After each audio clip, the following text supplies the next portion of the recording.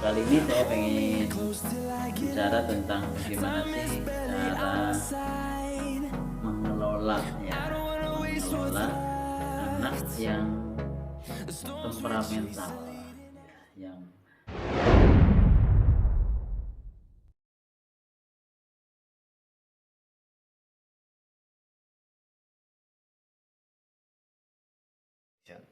Assalamualaikum warahmatullahi wabarakatuh. Teman-teman apa kabar? Mudah-mudahan selalu semangat dan makin keren. Baik teman-teman, kali ini jumpa lagi dengan saya Beta Sugiarso di channel YouTube Beta Terapi. Dan tentunya teman-teman sudah sering melihat ya video-video sebelumnya ya, karena video-video yang ada ya sudah berapa ya, ada sekitar 200 videoan ada kalau dicari ke belakang gitu ya. Dan yang pasti harapannya video-video itu bisa makin memberikan manfaat untuk teman-teman semuanya dan untuk temannya teman-teman, bahkan temannya teman-teman. Gitu ya. Nah ini teman-teman, supaya apa? Supaya manfaatnya makin menyebar luas seperti itu. Kali ini saya pengen bicara tentang bagaimana sih cara mengelola anak yang temperamental ya, yang mudah marah, meledak-ledak gitu ya. Sering gak sih kita sebagai orang tua terpancing jadi ikut marah gitu ya? Sering kan ya? Sering. Dan yang pasti ini apa ya, sudah naluriah apa ya, kalau anaknya susah banget ya, rewel, dibilangin angel ya, pasti kita ikut marah gitu ya, terpancing ikut marah. Padahal kalau kita sadari ya, kita kenali lebih dalam, nah, si anak ini hanya butuh sesuatu sebetulnya ya, butuh apa sih yang dia inginkan sebetulnya itu. Kalau kita ikut marah ya, kalau marahnya tepat ya, dan kita bisa memberikan afirmasi yang tepat, bisa memberikan sugesti yang tepat, jadi kita marahnya seperti kita sedang memberikan hipnosis tanpa kita repot-repot melakukan hipnosis gitu. Jadi teman-teman, ketika si anak ini lagi marah-marah, meledak-ledak ya, pada saat kita juga terpancing ikut marah ya, teman-teman sadari, saat itu sadari bahwa oh iya, aku harus memprogram si anak ini menjadi seperti yang saya inginkan. Nah, pengennya seperti apa pengennya? Kalau pengennya si anak itu bagus dalam prestasi ya, sambil marah pun ya, ketika teman-teman marah ke anak dalam batas yang wajar ya, kita berikan ucapan-ucapan kita yang menguatkan dia. Misalnya kita marah dengan cara mengatakan, kamu itu pintar, kamu itu anak hebat, kamu anak hebat, anak keren, kamu itu anak yang rajin loh gitu. Ini kemarahan kita, tapi kita sadari bahwa ini adalah situasi yang baik untuk kita bisa memberikan sugesti-sugesti yang positif. Namun ya kembali lagi, seringnya kalau kita lagi marah kita juga nggak sadar ya, tiba-tiba kita ngomongnya yang negatif. Ngomongnya wah menyakiti misalnya. Nah ya, kalaupun ya teman-teman, kalaupun kan kita ini jujur saja ya, fair saja, ketika kita secara otomatis sudah terlanjur mengatakannya. Nah, kita baru inget nih karena lihat video ini, tiba-tiba oh iya, saya inget apa kata Pak Beta misalnya. Nah, saya baru inget setelah saya meluncurkan kalimat-kalimat yang jelek ya, kalimat-kalimat yang amarah, yang negatif, sudah terlanjur terluncurkan ya, teman-teman boleh tutup kok. Luncurkan kembali kalimat-kalimat yang positif dengan ya, upayakan dengan situasi yang hampir sama ya.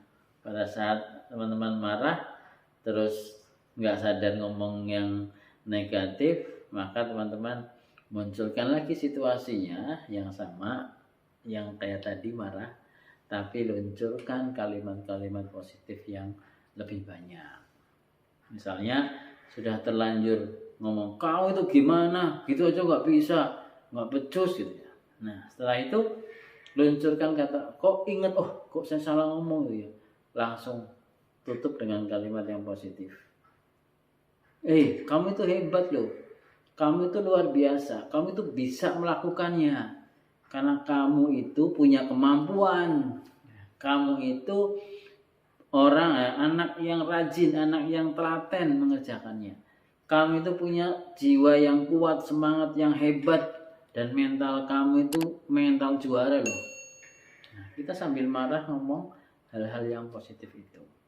Nah, teman-teman, ini hal yang tidak mudah karena ini otomatisasi. Ya, kadang-kadang kalau kita sudah rencanakan, karena rencana itu biasanya ada dalam logika kita, sedangkan saat terjadi marah itu berada dalam pikiran bawah sadar kita. Lalu bagaimana caranya supaya kita terotomatisasi? Kita hanya butuh latihan kok. Ya, awalnya memang masih lolos ya. Kalau sudah kebiasaan, apalagi sudah bertahun-tahun sering kayak gitu ya. Apalagi sudah punya kebiasaan marah-marah yang negatif. Apalagi kalau sudah punya kebiasaan marah-marah yang ngumpat-ngumpat gitu ya. Untuk mengubahnya, saya katakan jujur tidak mudah. Namun kalau teman-teman punya kemauan, punya niat, motivasi kuat untuk mengubah hal itu, untuk memutus mata rantainya, bisa. Dengan cara apa? Dengan cara teman-teman pertama mulai menyadari, oh iya saya salah ucapannya, saya harus cut, harus hentikan. Lalu tutup dengan kata-kata yang positif, tutup dengan kata-kata yang membuat berdaya. Seperti itu teman-teman. Mudah-mudahan ini menjadikan satu hal kecil tapi manfaatnya luar biasa loh. Kalau teman-teman bisa mengendalikan anak yang temperamen ya, dan sugesti yang dimasukkan sugesti positif ya, itu akan menjadikan tadi masukan-masukan di bawah sadar yang kuat. Nah, namun jika teman-teman bisa mengendalikan ya, lebih kendor, lebih slow ya, jangan ngegas ya, alon gitu ya, itu akan lebih baik. Pada saat dia masih marah, kita sugestikan hal yang positif juga dalam posisi yang sama seperti itu. Jadi ini teman-teman, harapannya ini bisa kita praktekkan ya. Saya yakin teman-teman yang sudah punya anak-anak yang sedang mulai menginjak emosionalnya pasti merasakan banget ya. Saya pun juga sama saja, anaknya anak-anak emosional, saya ikut-ikut gitu ya.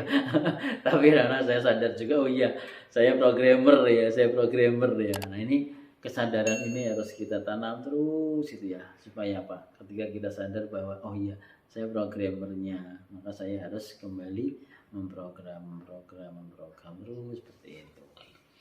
Dan yang pasti yang membolak-balikkan hati Allah ya, sehingga pada saat teman-teman mendapat informasi ini pun karena karunia Allah ya. Pada saat teman-teman bisa mempraktekannya dan berhasil, itu pun karena karunia Allah. Jadi tidak ada satupun yang terlepas dari kehendaknya Allah. Oke? Dan yang pasti teman-teman kalau mau menggunakan teknik ini, lakukan terus ya, lakukan terus. Dalam istilah NLP itu TOTE ya, test, operate, test, exit ya. Lakukan ya, tes ya, di tes dulu, lakukan, tes lagi, diuji lagi, lakukan lagi, diuji lagi, lakukan lagi, uji lagi, lakukan terus seperti itu sampai berhasil baru exit. Artinya tidak ada yang namanya gagal, yang ada hanyalah proses yang dilakukan oleh kita itu mau sampai kapan ya. Maka tidak ada yang namanya aduh susah, anak saya susah dikendalikan, tidak ada itu. Yang ada hanyalah proses bagaimana sih cara mengendalikannya perlahan tapi pasti ya, alon-alon tapi terus berjalan dengan baik. Baik, demikian, terima kasih teman-teman. Jumpa lagi di channel YouTube Beta Terapi. Assalamualaikum warahmatullahi wabarakatuh.